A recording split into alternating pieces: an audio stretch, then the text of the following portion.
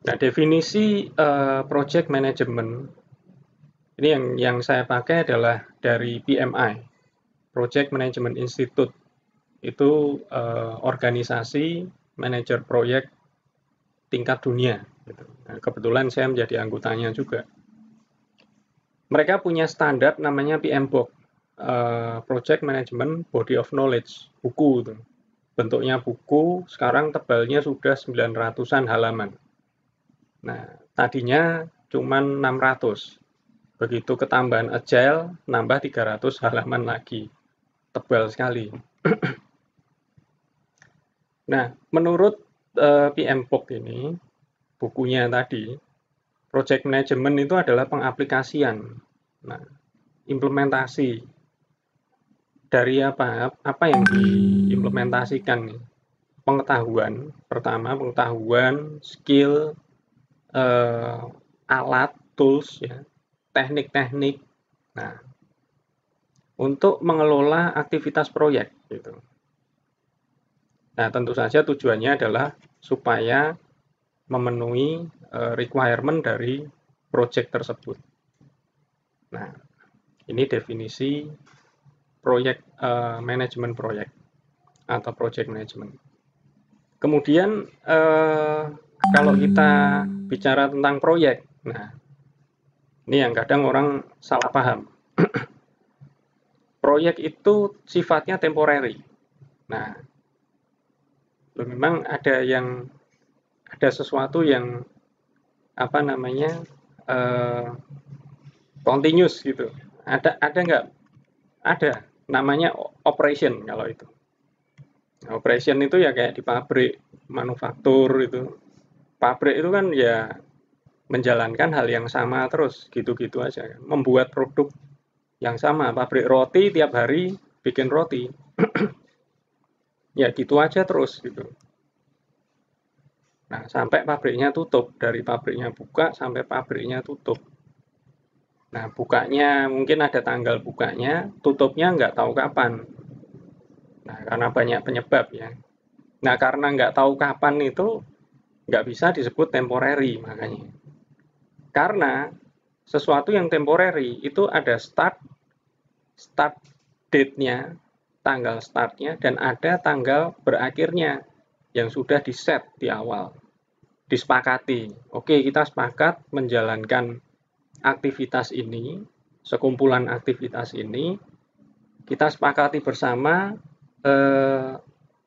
mulainya tanggal sekian, berakhir tanggal sekian. Nah, itu proyek gitu. Nah, jadi karakteristik pertama proyek adalah temporary. Dia punya eh, apa? Tanggal start dan tanggal end, tanggal berakhir yang ditentukan. Kemudian apalagi lainnya yang sudah ditentukan. Pertama skopnya, yang kedua skopnya. Yang pertama tadi waktu, yang kedua skopnya, dan yang ketiga resource. Nah, makanya kalau Anda bagi yang sudah pernah main proyek ya, itu biasanya di awal masukin proposal. Di proposal proyek itu kita pasti tuliskan gitu. Jadwal waktunya, startnya kapan, selesainya kapan, skopnya dari mana sampai mana, lalu organisasi proyeknya, tim proyeknya, PM-nya siapa, anggotanya siapa aja, perannya apa, itu ada semua. Artinya resource-nya juga sudah ditentukan. Gitu. Nah, meskipun nanti di tengah perjalanan ada pergantian pemain, ya kayak sepak bola. Kadang-kadang di tengah permainan itu tiba-tiba ada yang cedera atau apa performance-nya kurang bagus. Nah, itu biasa. Ada pergantian pemain itu biasa. Ya proyek sama aja, sama kayak sepak bola. Performance-nya turun nih Pak, programmernya ini. Ya sudah ganti gitu. Nah, ada yang sakit misalnya, ada yang resign, ya diganti. Yang tadi di bangku cadangan masuk lapangan. Gitu. Nah, itu adalah definisi dan ciri khas dari yang namanya proyek. Gitu. Kemudian ada karakteristik lain. Nah, proyek ini unik. Jadi setiap satu proyek dengan proyek lain itu pasti berbeda. Meskipun jualan produk yang sama. Nah, apalagi di IT ya, jualan satu produk yang sama. Misalnya ini apa? Kayak saya dulu jualan switching, aplikasi switching. Switching itu kayak router, kayak semacam hub. Nah, hub itu, tapi ini software bentuknya. Software diinstal di server, nanti semua transaksi dari ATM, dari internet banking, dari mobile banking, dari manapun itu, masuknya ke aplikasi switching itu dulu. Jadi semua data transaksi itu lewat situ. Nah, nanti si switching ini yang melempar ke belakang. Nah, melemparnya kemana tergantung dari data transaksinya. Oh, ini transaksi antar bank misalnya. Nah, dia bisa lempar message atau pesan atau datanya tadi ke server ATM bersama atau servernya Prima misalnya. Nah, dilempar keluar. Ada lagi tarik withdrawal, tarik duit, tarik uang. Nah, ini dilemparnya ke core banking. Core banking melakukan proses akunting, ya kan, debit kredit dulu. Nah, baru kirim sinyal lagi ke depan ke ATM. Nah, keluarkan uang sekian gitu. Nah, ATM ngeluarin uang. Ada lagi message, misalnya transfer ke GoPay. Nah, itu nanti switchingnya komunikasi juga ke server GoPay.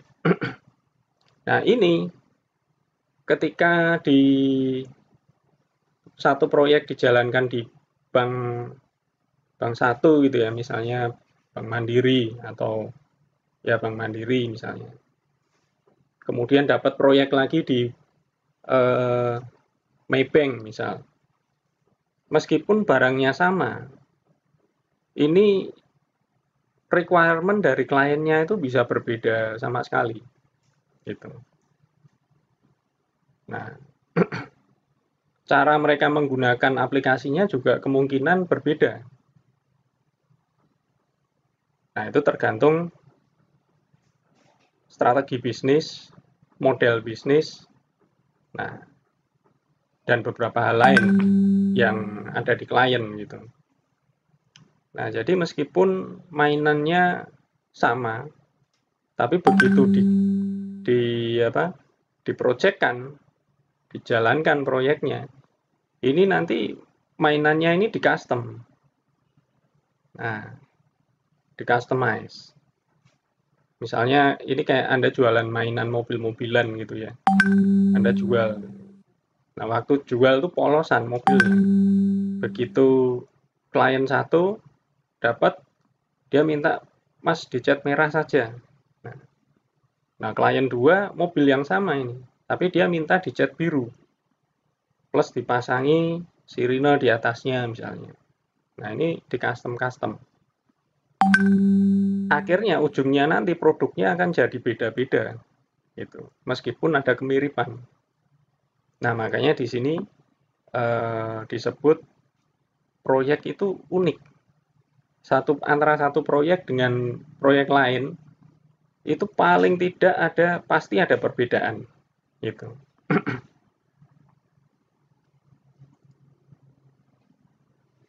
Nah, dan proyek itu ada tujuannya.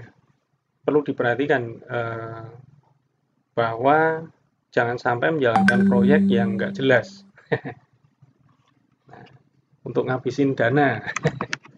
Ini biasanya akhir tahun organisasi akhir tahun dikejar penyerapan anggaran. Nah, ini masalah masalah apa istilahnya, karena KPI yang di Indonesia ini agak aneh. Harusnya kalau ada KPI penyerapan anggaran, itu harus ada KPI juga penghematan anggaran. Nah, jadi imbang. Kalau yang ada cuman penyerapan anggaran, nanti di akhir tahun orang pada berlomba-lomba untuk menghabiskan uang. Wah, ini anggarannya masih 2M belum kepake gitu. Nah, supaya tahun depan dikasihnya bisa lebih lagi, itu harus dihabiskan. Biasanya pola pikirnya seperti itu. Nah, bagi saya sih itu mindset yang kurang tepat gitu. Ya, mestinya kalau misal sisa ya sudah sisa gitu. Nggak usah terus mengada-ngadakan proyek-proyek siluman gitu ya. Cuman untuk menghabiskan anggaran. Lah buat apa? Itu kan kalau nah ini perlu diingat bahwa mengadakan satu proyek itu sama dengan menginvestasikan gitu.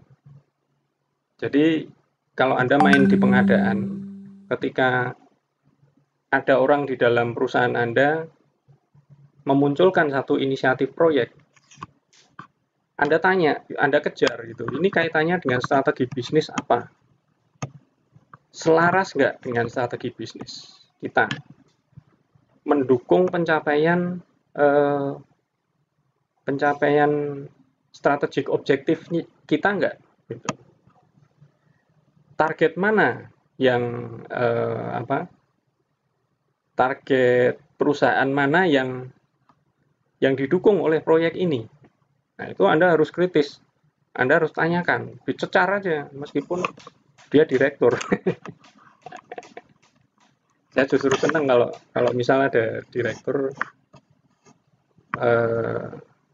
datang ujuk-ujuk datang gitu ya. Kemudian presentasi proposal proyek. Ini proyek harus jalan. Wah, saya cecar aja. Ini kaitannya dengan objektif yang mana, Pak? Ya, tolong ditunjukkan gitu.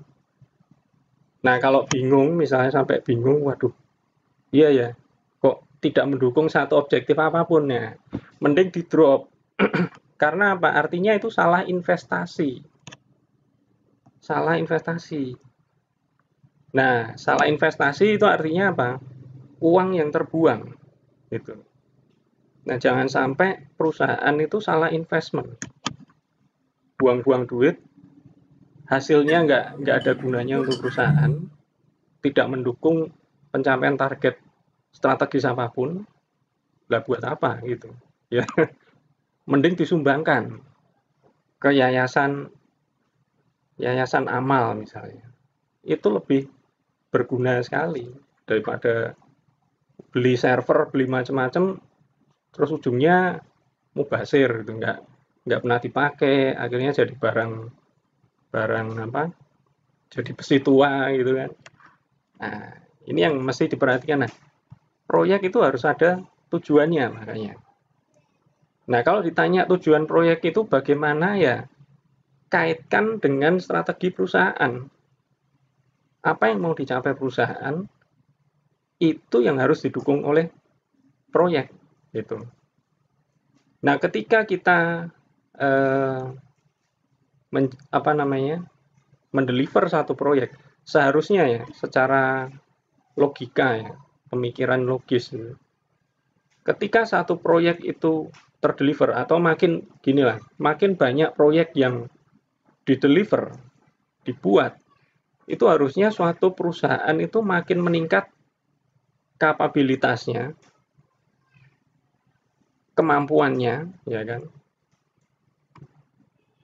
kompetitifnya itu harusnya makin meningkat. Kemudian bisnis outcome-nya, apa yang dia hasilkan dengan bisnisnya itu harusnya menjadi semakin bagus, semakin banyak, semakin kemampuannya itu semakin meningkat gitu. Kalau misalnya ada di perusahaan Anda ya, jalanin banyak proyek, tapi kemudian performanya gitu-gitu aja, penjualannya juga nggak naik-naik malah turun ya. Lalu customer juga bukannya makin puas tapi malah makin makin banyak yang meninggalkan produknya itu. Nah, itu ada sesuatu yang salah. Harus ditinjau ulang. Karena ada potensi salah investasi juga di situ. Ini proyek banyak digelar tapi kok nggak kerasa apa-apa itu. Harusnya dampaknya dirasakan, harus terasa. Gitu. Karena setiap proyek itu uang. Nah, project triangle. Nah, ini aspek-aspek yang dianggap penting di dalam satu proyek. Nah, biasanya nih scope, time, cost. Nah, mana yang lebih penting kalau ditanya? Kalau pertanyaannya cuma tiga ini, opsinya cuma tiga ini, scope, time, dan cost, jawabannya semuanya sama penting, sama levelnya gitu. Nah, jadi kalau strategi di proyek ya, menjalankan proyek, jadi kalau PM itu harus pinter-pinter memainkan ketiga hal ini. Nah, misalnya waktunya molor, nah supaya waktunya mencegah waktunya atau kontingensi ya. Oh, ini sudah tahu waktunya akan molor gitu. Nah, kita berusaha mitigasi, tapi mitigasinya ternyata diprediksi nggak bakal menolong juga. Nah, akhirnya kita udah siap-siap dengan plan kontingensi. Nah, kontingensinya salah satunya apa? Skopnya kita potong. Ini strategi yang klasik banget di kalangan project manager gitu. Nah, supaya tetap on time, ya sudah skopnya dipotong. Tapi dinego dulu. Jangan jangan asal main potong sendiri, nggak ngasih tahu klien. Dinego dengan kliennya. Kasih tahu. Nah, sebelum biasanya ya sebelum menemui klien untuk negosiasi hal seperti itu tadi. Nah, kita siapkan bahan-bahannya dulu gitu. Kita cari tahu dulu ekspektasi klien apa. Nah, ekspektasi yang utama, ekspektasinya itu kan biasanya banyak gitu. Dan dari banyak pihak. Nah, ekspektasi yang paling utama itu apa? Misalnya urgensi untuk go public, untuk di-deliver ke market. Nah, ini biasanya prioritas nomor satu ini. Nah, itu kita iniin dulu, kita highlight dulu, kita garis merah dulu. Nah, kemudian kita cari tahu ini ekspektasi ini muncul dari siapa. Nah, akan lebih kuat apabila itu muncul dari orang yang berada di posisi yang atas, presiden direktur. Oh, ini Pak Presdirnya yang ngomong sendiri waktu kick off meeting. Wah, itu kuat sekali. Ada rekamannya, bahkan videonya. Anda putar nanti waktu nego. Nah, putar lagi aja. Dipotong dikit. Potong dikit pas Presdirnya ngomong itu. Nah, kenapa kita harus menggali ekspektasi itu? Karena itu nanti akan jadi senjata kita dalam negosiasi, poin kita dalam negosiasi tadi. Kita kan mau nego skopnya dipotong, gitu, supaya tetap on time. Nah,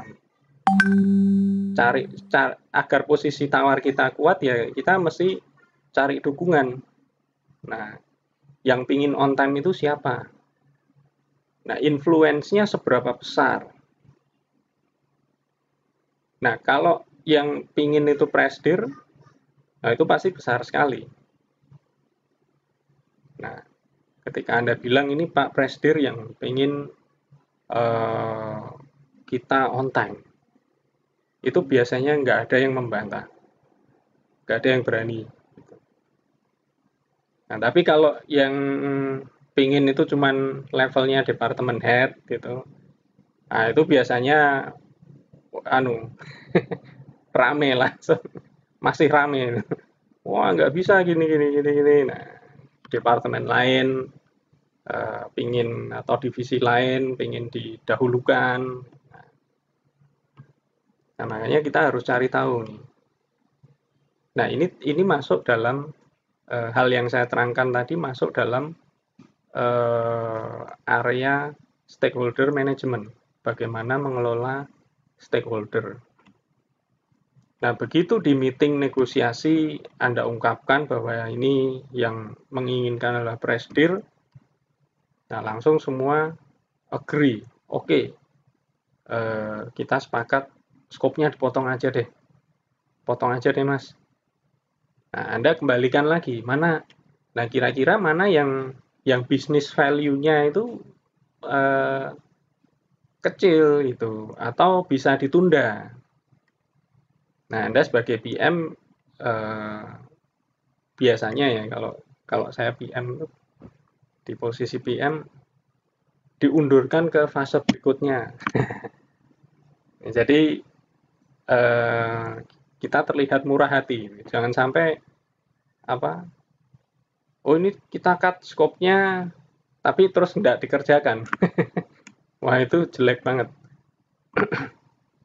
Biasanya sih saya kita mundurin aja Pak ke fase berikutnya. Jadi setelah ini live, nah ini kan item-item A, B, C, D ini prioritasnya kan low.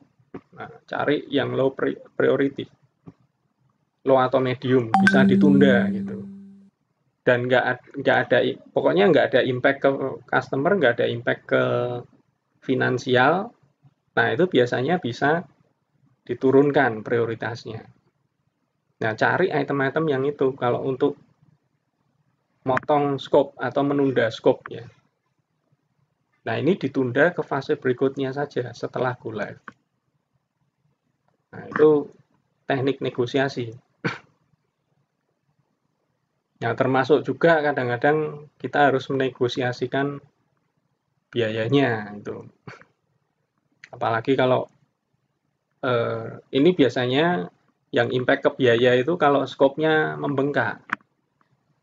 Nah, tadi kan waktunya yang membengkak. Sekarang kalau skopnya membengkak, waktu requirement gathering biasanya itu requirement gathering, UAT sama mau go live. Mau go live itu ada event yang namanya regression test, ngetes ulang semua. Nah, ini 3 event ini, requirement gathering, UAT, user acceptance test, kemudian regression test ini biasanya potensi sekali memunculkan perubahan. Perubahan itu artinya nambah scope, nambah kerjaan. Nambah kerjaan itu nambah waktu, nambah orang, nambah biaya. Nah, mungkin nggak nambah orang sih, nambah effort itu lebih tepatnya. Nah, tambah effort, tambah biaya. Karena proyek itu ada duitnya gitu. Ada biaya yang perlu diperhitungkan di situ. Nah, ketika skopnya membengkak, ada yang terlalu kreatif gitu ya, semangat sekali, tapi ujungnya malah memberikan tekanan besar ke vendor karena dia aktif sekali ngubah sana ngubah sini gitu kan. Oh tambahin ini mas, ini kayaknya bagus nih. Padahal waktu requirement gathering nggak dibicarakan. Nah, ketika skop membengkak ya negonya ke waktu sama biaya. Jadi tugas PM itu harus bisa menyeimbangkan ketiganya gitu. Kalau waktunya menggemuk waktunya menggemuk. Nah, ini mana yang harus dikecilin gitu. Kalau skopnya menggemuk, mana yang harus digemukkan juga. Iya, karena skopnya membesar kan pasti butuh tambahan waktu, butuh tambahan biaya juga. Gitu. Nah, PM harus mampu menyeimbangkan ketiga bola ini. Gitu. Nah, kalau dibenturkan dengan kualitas, ketiganya ini ya prioritasnya bisa turun semua di bawah kualitas. Jadi jangan korbankan kualitas. Saya termasuk PM yang beraliran ortodoks gitu, kuno.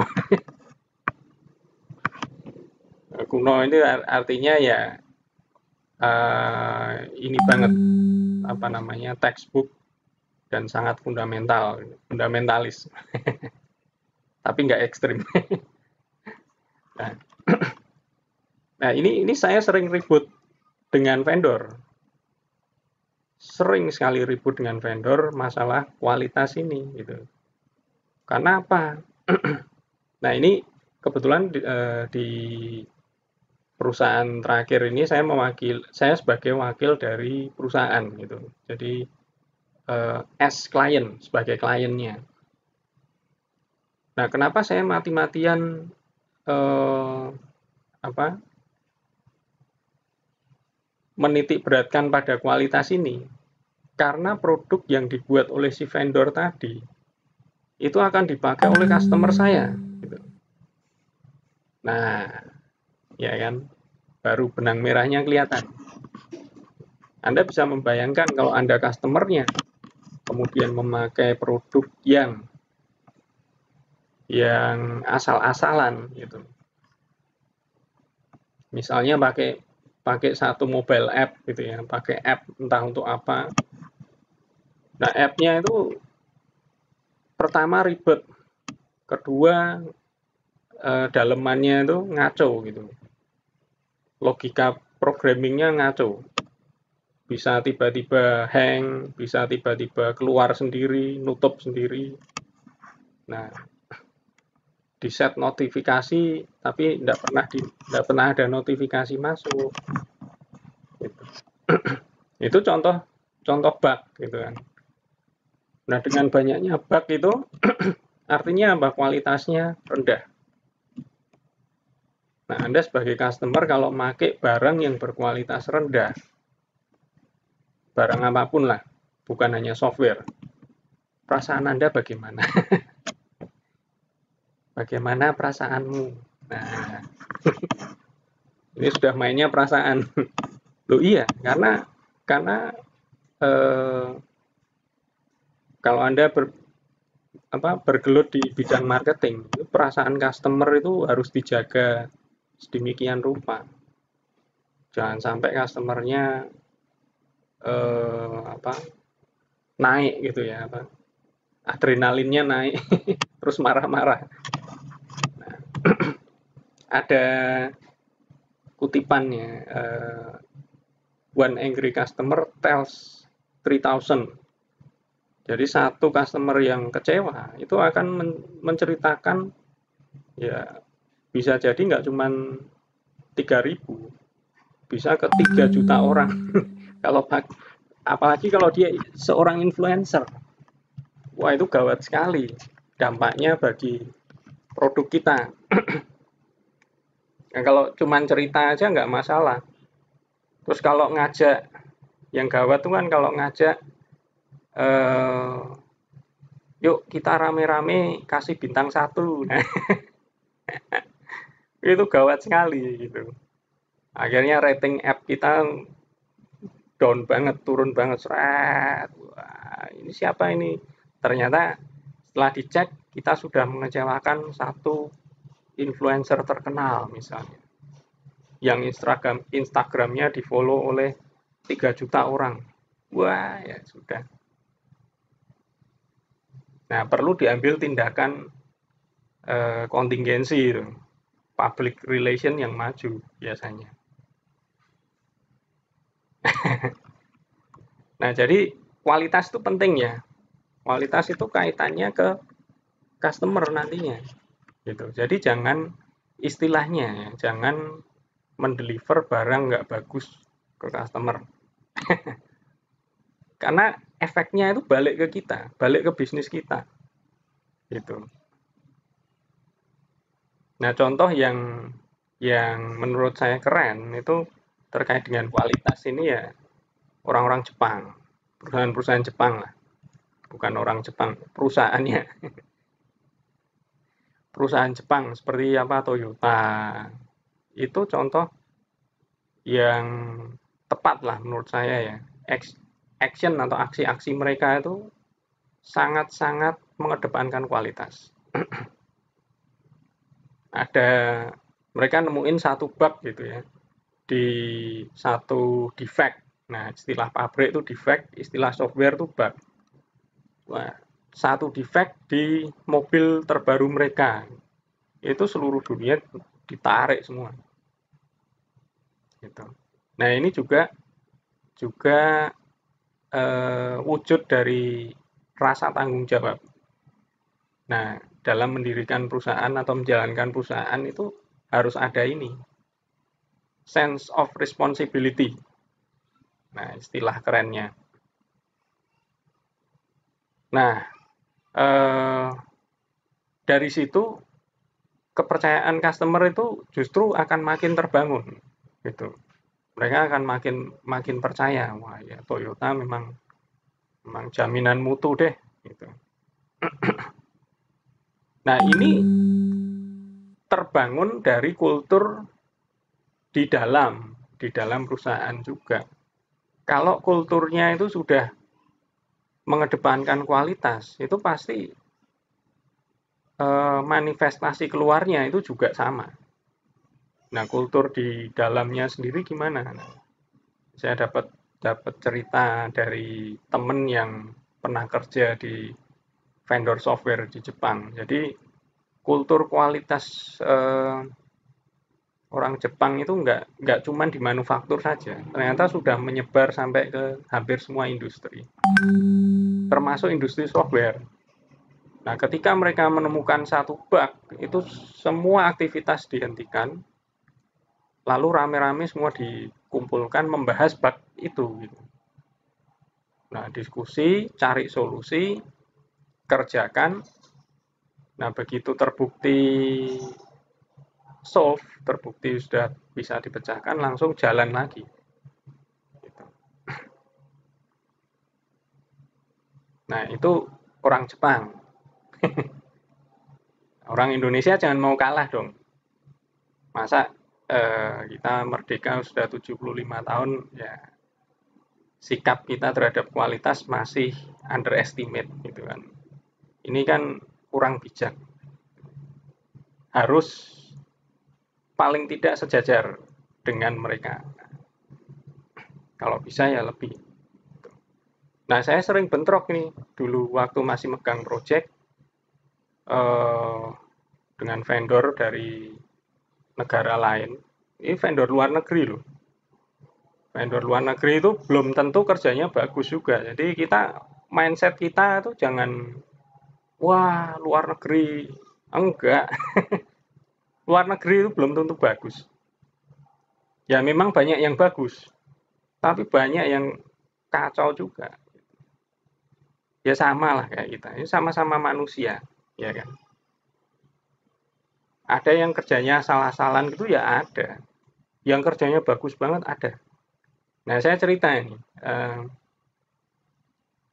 tentang competitiveness ya, tentang competitiveness kaitannya dengan produktivitas.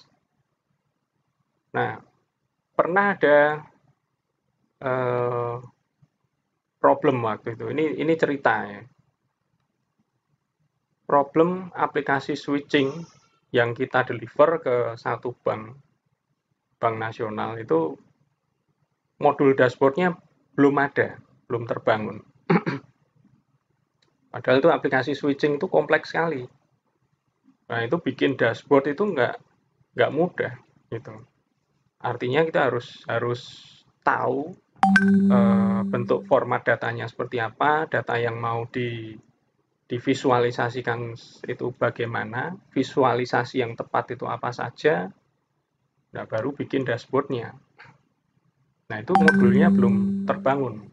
ternyata klien minta. Ini gimana kita monitor performance dari switchingnya? Nah, dipanggillah satu expert programmer, expert teknis dari Jerman. Dia berangkat mungkin dari Berlin ya. Naik pesawat berangkat. Perjalanannya kan lama ke Jakarta itu. Di pesawat dia ngapain? Dia ngoding. Dia kerja. Jadi nggak tidur di pesawat itu nggak terus langsung tidur. Kerja, coding. Bikin modul dashboard tadi. Terbang perjalanan saat lama itu kan. Saya nggak tahu, belum pernah perjalanan Berlin Jakarta atau sebaliknya ya. Mungkin lebih dari 5 jam kali ya. Karena antar benua. Nah, sampai di Jakarta modulnya sudah jadi. Nah, ini kalau Anda mau membandingkan dengan expert programmer ya dari Eropa. Nah, ini contoh-contoh kalau kita mau ngobrol tentang produktivitas gitu ya. Kita bandingkan dengan orang-orang luar negeri. Ya yang jago itu ada banyak. Nah, tapi contoh-contoh yang performance-nya kacau ya banyak juga. Saya juga ketemu banyak sekali. Ada yang saya marahin sampai saya marah-marah, ini aplikasi hari pertama saya ngetes jebret, baru berapa menit sudah proses testing berhenti karena nggak bisa maju ke halaman selanjutnya. Nah, terus apa yang mau dites? Saya marah-marah langsung ke PM-nya, ke programmernya. Ini aplikasi apa-apaan? Anda ngetes nggak? Oh kak, kita udah ngetes kok gini-gini. Mana? Kirimkan ke saya test script-nya. Saya bilang gitu. Saya mau lihat, saya mau cek review. Nah, udah kayak auditor. Tapi ya memang perlu, karena kita menitik beratkan kualitas ini. Nah, kalau kita customer oriented, kualitas itu pasti akan jadi poin yang sangat penting gitu, di setiap projectnya. Karena hasil projectnya akan kita deliver ke customer, akan dipakai oleh customer. Nah, Oke, next. Ntar kelamaan di situ. Eksekusi project. Nah, ini life cycle-nya menurut PMI. Nah, life cycle project itu inisiasi project di awal. Inisiasi dulu, fase inisiasi. Kemudian setelah itu perencanaan. Habis perencanaan baru eksekusi. Habis eksekusi, oh ini bukan habis eksekusi ini. Urutannya aja begini, tapi sebenarnya ini paralel. Nah, project monitoring and control, pengendalian dan pemantauan. Lalu closing. Nah, closing ini kalau project sudah selesai. Nah, saya mau kasih tahu di sini, project monitoring and control ini sebenarnya sudah mulai sejak dari awal, sejak dari initiation ini, monitoring. Biasanya yang monitor itu tim auditor proyek. Nah, di company saya sebelumnya, kebetulan company multinasional, itu yang namanya proyek itu diaudit setiap 2 minggu. Nah, baik proyek yang sudah berjalan maupun yang baru merupakan opportunity, baru mau di follow up istilahnya. Nah, bikin proposal itu dipantau. Sejak awal ada opportunity itu, sales baru datang ke kantor, ini ada opportunity di BNI misalnya. Nah, yuk kita garap. Nah, artinya apa? Artinya ya setelah itu harus ada pembuatan proposal, requirement gathering awal gitu kan. Baru kemudian pembuatan proposal, desain solusi, desain high level aja, kemudian bikin kontrak dan sebagainya, atau mungkin ikut tender dulu. Nah itu sejak proses itu sudah dipantau oleh tim audit. Gitu. Nah apalagi ketika berjalan. Nah inisiasi project ini berawal ketika kita sebagai vendor itu sudah memutuskan untuk memfollow up satu opportunity di klien. Oke, kita kejar ini sampai dapat. Gitu. Oh, ternyata ada tender. Nah, wajar. Ada tender ya sudah ikut aturannya apa. Nah, biasanya dari klien yang membutuhkan itu yang mengadakan tender itu ngirim satu dokumen ke semua vendor. Namanya RFP, Request for Proposal. Nah, request for proposal itu sudah di state. Kami membutuhkan aplikasi atau sistem informasi, nah diceritain begini-begini. Kebutuhan bisnisnya apa? Itu ada di RFP.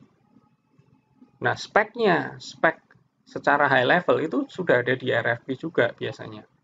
Harus solusi yang kami butuhkan harus bisa ini, bisa itu, bisa ini. Item-itemnya ada di situ. Listnya biasanya lumayan panjang. Gitu. Nah, kemudian RFP ini dikirim ke vendor-vendor, vendor-vendor membalas dengan apa? Proposal. Nah, proposal, tapi biasanya sebelum proposal itu dihasilkan, difinalisasi, kita sebagai tim vendor ya harus kirim regu pengintai istilahnya. Nah, PM sama BA-nya turun tuh ke lapangan, ke kliennya, ketemu sama pihak yang menginisiasi proyek tadi. Untuk apa? Untuk bertanya gitu. Requirement gathering high level. Tingkat awal gitu ya. Cari tahu informasinya. Mereka apa yang mereka inginkan. Solusi seperti apa. Nah, itu ngobrol-ngobrol, sekalian kenalan. Menjalin hubungan. Nah, ini penting juga. Karena proyek itu tidak semata-mata mendeliver solusi saja, tapi juga berkomunikasi. Nah, setelah high level requirement didapat, baru dituangkan ke proposal. Nah, dari situ oleh tim internal dibahas. Biasanya melibatkan sistem arsitek, lalu PM, BA, SA, sistem analis, nah mungkin dan beberapa expert lain gitu. Dibahas, bikin rancang solusi, didesain. Nah, setelah solusinya jadi, PM bikin ininya WBS, Work Breakdown Structure. Nah, di list pekerjaannya apa saja, aktivitas pekerjaannya apa saja. Kan namanya Work Breakdown Structure. Struktur apa ya istilahnya? Struktur pemilah-milahan aktivitas pekerjaan. Nah, jadi setiap aktivitas pekerjaan itu di list sampai detail. Didaftar sampai detail. Nah, setiap aktivitas ini dikasih informasi durasinya. Ini butuh waktu berapa hari, berapa hari, berapa hari, berapa hari. Nah, selain durasi juga perlu resource apa saja, berapa orang, role-nya apa. Ini butuh BA sama tester, ini butuh PM sama BA. Ini butuh programmer, ini butuh aktivitas, ini butuh tester. Nah, itu diisi gitu kolomnya. Nah, dari situ PM bisa menghitung biaya. Nah, dari mana? Dari kebutuhan kebutuhan resource tadi. Aktivitas implementasi misalnya. Implementasi itu coding. Aktivitas coding ini butuh programmer.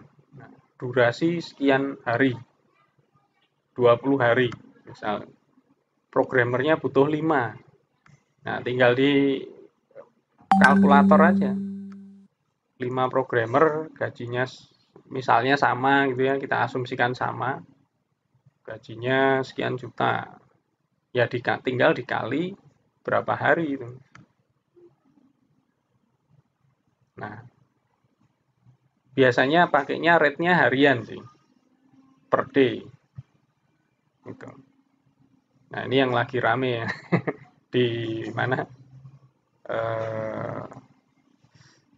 UU Cipta Kerja katanya, oh ini penghitungannya pakai hari. Di proyek itu sudah lama pakai hari. Rate itu dihitung harian. Hitung-hitungan proyek ya. Nah, tapi kalau hitung-hitungan gaji ya bulanan. Tetap bulanan. Nah, dari situ, setelah ketahuan durasinya, resource-nya berapa, role-nya apa saja. Nah, tiap resource ini kan punya rate. Project manager misalnya, 1000 USD per jam. Wow, itu mahal sekali. Tapi itu memang rate nyata. Anda jangan jangan kaget tuh. Ada yang rate-nya segitu. Yang dari Eropa, dari Singapura segitu. Wah. Nah,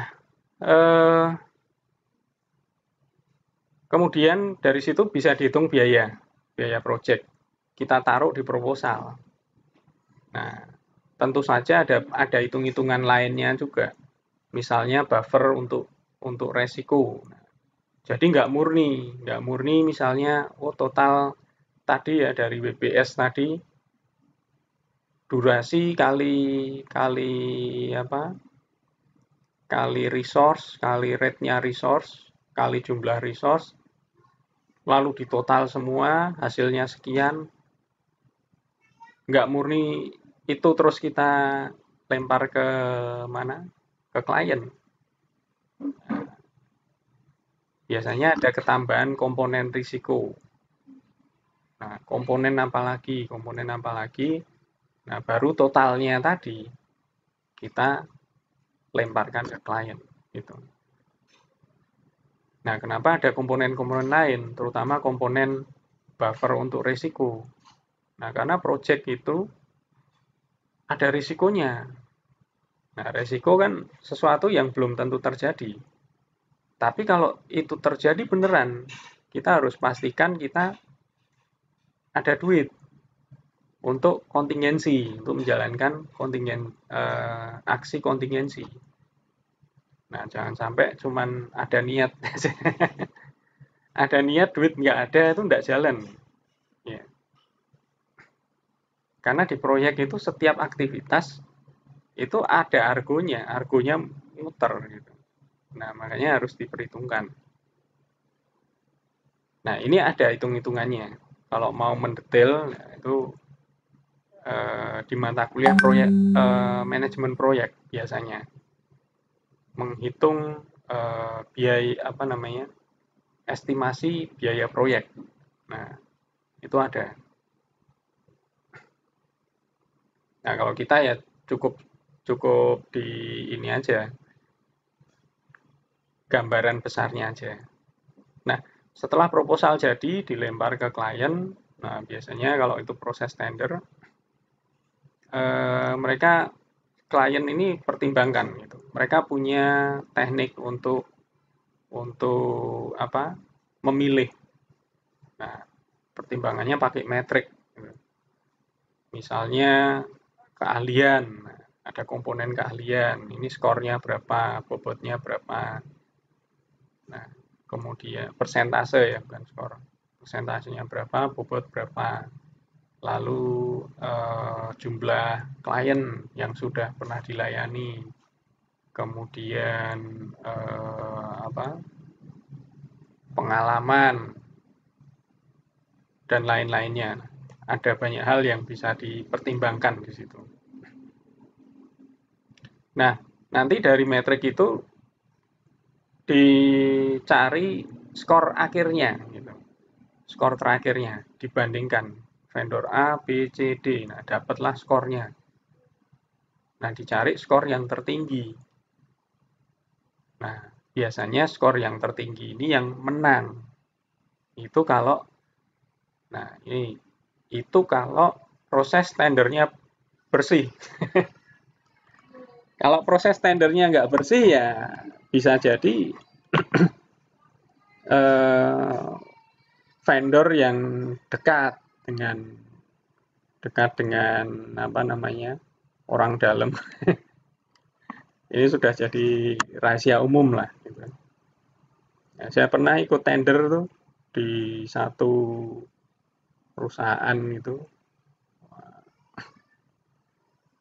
ikut tender bolak-balik sampai berapa kali itu tim saya. Ini selalu tender diulang, apa bukan tendernya tapi POC, proof of concept. Nah di event tender itu biasanya ada event proof of concept, di mana kita mempresentasikan prototipe solusi yang kemudian dinilai oleh klien. Nah ini proof of concept-nya ini diulang, padahal sudah jelas waktu proof of concept itu kan ada penilaian. Nah penilaian itu setelah acara selesai diumumkan. Ini skornya dapat sekian, ini sekian, ini sekian, ini sekian. Jadi yang paling bagus solusinya itu yang ini. Semua tahu, fair.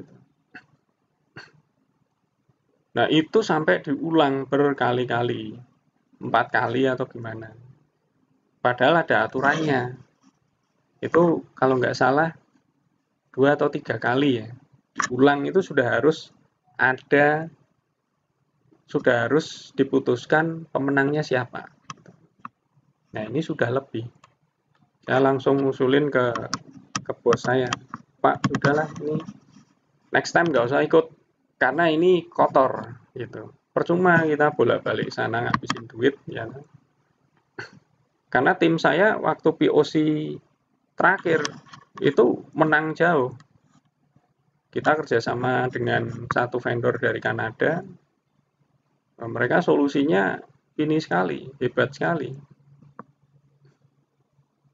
Dan apa yang mereka minta, spek yang mereka minta itu bisa dipenuhi semua sama orang-orang Kanada itu. Nah, kerja bareng dengan kita. Nah, itu saja sudah nyata-nyata istilahnya skornya tinggi, skornya oke gitu ya. Speknya masuk semua, masih dianggap tidak menang. Dan POC harus diulang lagi, penjuriannya diulang, lombanya harus diulang. Nah, saya bilang ya buat apa? Udahlah langsung penunjukan aja gitu. Daripada capek-capek kayak gitu, biar dia langsung penunjukan aja. Habis itu urusannya sama KPK.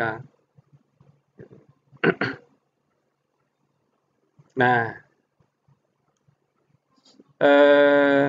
ketika apa namanya tender tadi sudah ditunjuk pemenangnya, nah dibicarakan kontrak dibicarakan, biasanya TikToknya lama tuh antar divisi legal kita vendor sama divisi legal klien TikTokan tak. Nah bahas poin-poinnya. Nah setelah semuanya sepakat, nah PM juga harus ikut mereview kontraknya. PM itu harus baca kontrak detail. Nah setelah itu selesai, kontraknya disepakati. Nah, kick off meeting. Kick off meeting ini biasanya penandatanganan kontrak itu bisa sebelum kick off meeting atau pada saat kick off meeting itu. Ya kayak upacara lah, upacara ada, kalau upacara peresmian kan pengguntingan pita, terus ada tanda tangan prasasti. Ini rame-rame tanda tangan kontrak. Nah, kick off meeting itu acara resmi yang menyatakan bahwa satu proyek dimulai. Oke, proyek ini start. Nah, di situ ada dokumen project charter yang menyatakan bahwa proyek ini dimulai, disepakati untuk dimulai, PM-nya siapa saja, organisasi proyeknya bagaimana, dituangkan di situ, 1-2 lembar, lalu semua tanda tangan project charter itu, dari kedua sisi, vendor dan klien. Nah, setelah itu, setelah kick off meeting selesai, artinya proyek resmi jalan, kontrak sudah ditandatangani. Nah, masuk ke planning. Nah, di planning ini ada proses requirement gathering yang lebih detail lagi. Biasanya kita workshop, kita adain workshop seminggu 2 minggu. Seminggu 2 minggu, bisa di hotel, bisa di kantornya klien. Itu meeting membahas solusinya. Nah, solusi dibahas sampai detail dari hal yang high level, hal yang sifatnya bisnis, functional, sampai technical, semuanya dibahas di situ. Nah, kalau ada hal-hal yang masih meragukan, ya itu harus di-clearkan gitu ya, diperjelas di situ semua. Jangan sampai setelah workshop itu masih ada hal yang gray area, masih abu-abu, masih nggak jelas. Nah, itu jangan sampai. Jadi, betul-betul manfaatkan requirement gathering ini, usahakan semua requirement detail itu sudah terpegang semua. Gitu. Jangan sampai ada meeting-meeting lanjutan lagi untuk membahas requirement lagi setelah workshop itu. Itu nanti biasanya akan mengarah ke tak terkendali gitu.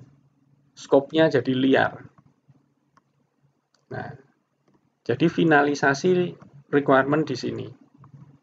Nah, begitu requirement gathering ini sudah final, dokumen functional spec dan dokumen technical spec itu terwujud, tercipta, dibuat, ditandatangani oleh kedua pihak. Nah, jadi functional spec dulu, kemudian itu sudah final, baru biasanya tim arsitek, sistem arsitek di dalam, di vendor, itu merancang, mendesain dari database-nya, struktur programnya, framework-nya, protokol komunikasinya, jaringannya, infrastrukturnya, semua dituangkan ke dalam dokumen SAD atau TSD ya, technical spec dokumen. Nah, jadi kemudian dikasih juga ke klien gitu. Ini arsitekturnya. Nah, setelah itu baru masuk ke coding. Nah, ini kalau project IT. Coding itu masuk di eksekusi project sini. Coding, testing. Nah, apa namanya?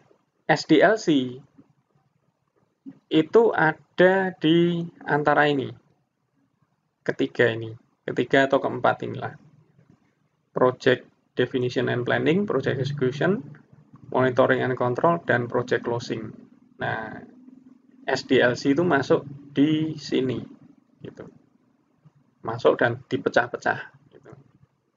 Nah, Anda mau pakai agile, mau pakai waterfall, nah, biasanya terwujud di 4 fase ini. Gitu. Coding sama SIT masuk di eksekusi proyek. UAT juga sampai di sini. Termasuk Go Live juga ada di sini. Gitu. Go Live itu nggak di project closing, Mbak. Project closing itu isinya beres-beres. Nah, udah go live artinya go live sudah selesai.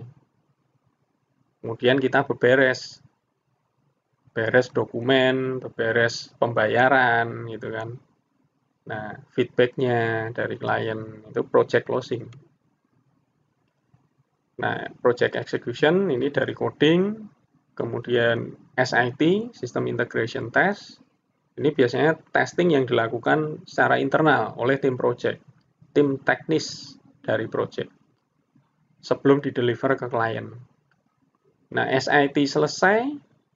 Nah, kalau Anda di posisi klien, selalu tanyakan, SIT result-nya mana, Pak? Gitu.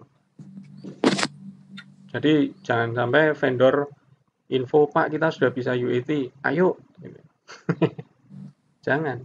Anda tanya, oke, Pak, SIT result-nya mana, Pak? Nah, vendor yang profesional akan langsung kirim. Karena mereka melakukan, benar-benar melakukan. Nah, vendor yang nggak profesional itu ya sama kayak yang saya marah-marahin itu. Vendor dari luar negeri. SIT result-nya mana nggak dikirim-kirim sampai project selesai. Project selesai, SIT result nggak dikirim-kirim. Artinya apa? Mereka nggak melakukan. Gitu. Kalau melakukan itu pasti tinggal kirim kok. Dokumennya pasti udah ada. Nah, minta itu SIT result-nya. Setelah itu baru UAT jalan. Nah, sebelum UAT harus ada training dulu. Ke tim, kalau Anda di klien, tim Anda harus di training. Nggak bisa kayak kita beli game di mana toko CD bajakan gitu ya. Terus install, terus langsung kita coba-coba try and error main gitu. Nggak kayak gitu. Nggak bisa gitu. Jadi dari vendor, serah terima setelah SIT itu, dia harus memberikan SIT result, kemudian ada berita acara selesainya SIT. Nah, baru kemudian training dulu, training user kuncinya. Nggak usah banyak-banyak orang, beberapa dulu aja. Nah, termasuk yang ngetes itu harus di training dulu cara pakainya bagaimana, di briefing paling enggak. Nah, supaya mereka waktu ngetes itu sudah paham aplikasinya itu, oh menunya di sini, itu mereka sudah tahu. Nah, setelah itu baru UAT dimulai. Nah, UAT dimulai ini biasanya dari user juga punya tes script namanya. Tes script sendiri. Isinya berbagai skenario ya, berbagai tes skenario itu. Nah, yang biasanya terkait dengan bisnis. Nah, waktu SIT juga ada tes script dan tes skenario, tapi biasanya yang terkait dengan fungsional dan technical programnya. Nah, kalau di UAT ini tes script dan skenario-nya terkait dengan bisnis. Alur pemakaian aplikasi oleh customer dari awal sampai akhir itu bagaimana. Nah, itu yang dites di UAT. Nah, kalau di SIT yang dites apa? Menu A berfungsi enggak? Menu B berfungsi enggak? Field ini, field nama, panjangnya benar sekian enggak? Field KTP, validasinya jalan enggak? Dimasukin 4 digit, nah, ada message error enggak? Dimasukin 17 digit bisa enggak? KTP itu kan 16 digit. Nah, digit sekian ditambahin 40, kolom gender otomatis berubah jadi perempuan atau enggak. Nah, ini validasi-validasi yang ada di program yang diuji saat SIT, technical. Nah, kadang-kadang itu juga diuji di UAT oleh usernya, yang uji beda. Makanya ketika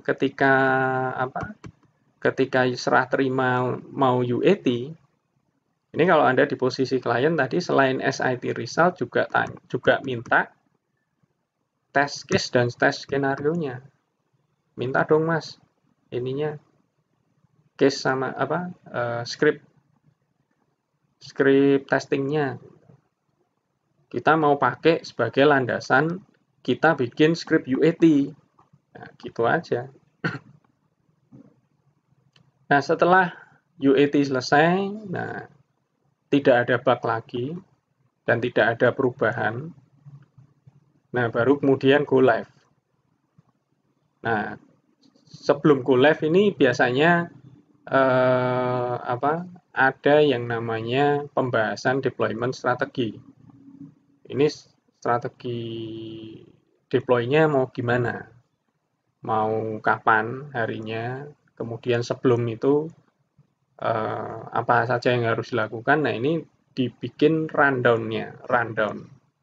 Rundown itu step by step-nya. Gitu. Nah, setelah itu go live dijalankan dengan mengikuti rundown yang sudah dibuat tadi.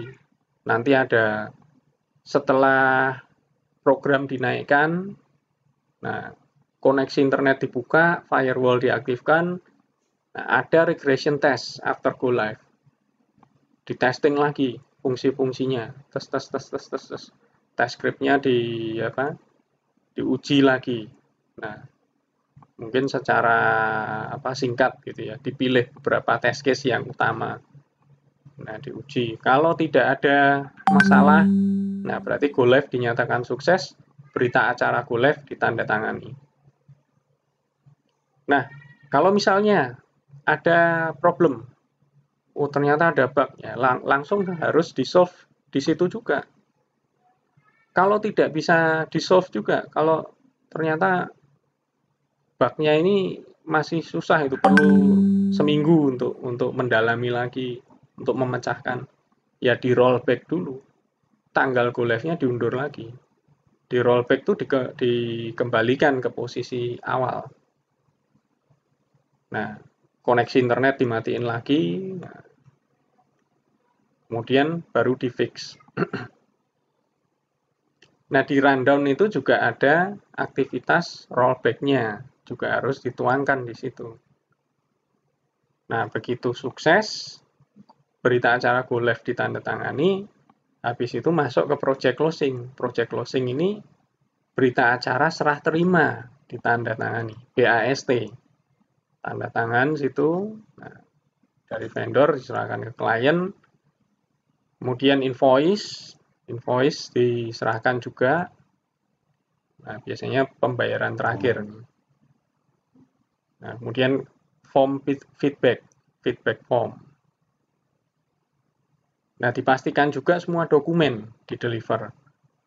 Entah itu dicek lagi functional spec, kemudian technical spec, lalu user manual, user guide, nah, dan sebagainya, dokumen-dokumen yang memang diperlukan. Nah, monitoring and control ini sudah berjalan sejak dari awal ini, sampai project closing. Ini selalu mengiringi lah, gitu. Di review, di audit, nah, sampai project closing. Setelah project closing, dan itu terpisah, itu bukan bagian dari satu project, gitu. Project itu selesai ya setelah project closing, sudah itu nggak ada apa-apa lagi, aktivitas project selesai ya selesai, artinya project sudah close. Nah, aktivitas setelah itu beda lagi, gitu. Bisa project lain, project lanjutannya misalnya, tapi itu project yang berbeda. Nah, bisa juga aktivitas tadi, maintenance and services. Nah, maintenance and services ini biasanya kontraknya berbeda, gitu. Ada dituangkan di kontrak yang berbeda dengan kontrak proyek, jadi tidak dijadikan satu. Nah, biasanya yang nawarin tuh orang-orang sales, dipaketin. Ini Pak, kalau Bapak mau maintenance-nya diserahin ke kita, dipasrahin ke vendor. Nah, ini kalau 1 tahun bayarnya sekian, 3 tahun bayarnya sekian, 5 tahun lebih murah, Pak. Jatuh-jatuhnya per tahun itu cuman sekian US dollar misalnya. Nah, ada paket-paketnya ini, paket gold, silver, bronze. Nah, ini apa yang ditawarkan di situ? Jasa layanan maintenance dari aplikasi yang sudah di-deliver tadi. Nah, itu kalau ada bug, ada problem, itu tim vendor harus langsung turun. Nah, kalau misal si kliennya itu ngambil ya, oke Pak, kita ambil yang 5 tahun nih. Artinya dalam jangka waktu 5 tahun itu si vendor bertanggung jawab terhadap problem-problem yang muncul di aplikasi itu. Begitu dipanggil malam-malam ya harus datang timnya, harus siaga gitu. Nah, termasuk bila ada perubahan-perubahan. Mas, ini kita mau nambah fitur, ya harus datang. Nah, eh, itu mau dicas biaya atau enggak, itu tergantung perjanjian kontraknya. Perjanjian kontraknya gimana? Kontrak maintenance and service-nya. Nawarin apa kuota effort atau enggak gitu. Nah, ada yang nawarin kuota effort. Pak, ini kalau 5 tahun Bapak ambil, kita kasih 100 mendes untuk change request, untuk perubahan. Nah, selama effortnya itu masih dalam hitungan 100 mendes ini, nanti kan dikurang-kurangin dari 100 mendes itu. Nah, ini free Pak, kita kerjakan misalnya. Tapi begitu lewat 100 mendes ya sisanya harus bayar. Gitu. Ada juga yang nawarin murni tanpa kuota gitu, ya, cuman maintenance and service saja. Kalau Anda CR, Anda ada perubahan ya nanti kita cas beda lagi Pak misalnya. Nah, itu tergantung strategi salesnya. Nah, ini problem-problem di project management. Ini nanti saya jelaskan di LMS saja yang ini ya. People, scope, strategi, time. Nah, paling parah menurut saya adalah people. Kalau problem itu sudah nyangkut ke orang, itu jauh lebih sulit daripada problem teknis. Problem teknis itu solusi selalu ada, asal kita tekun. Gitu.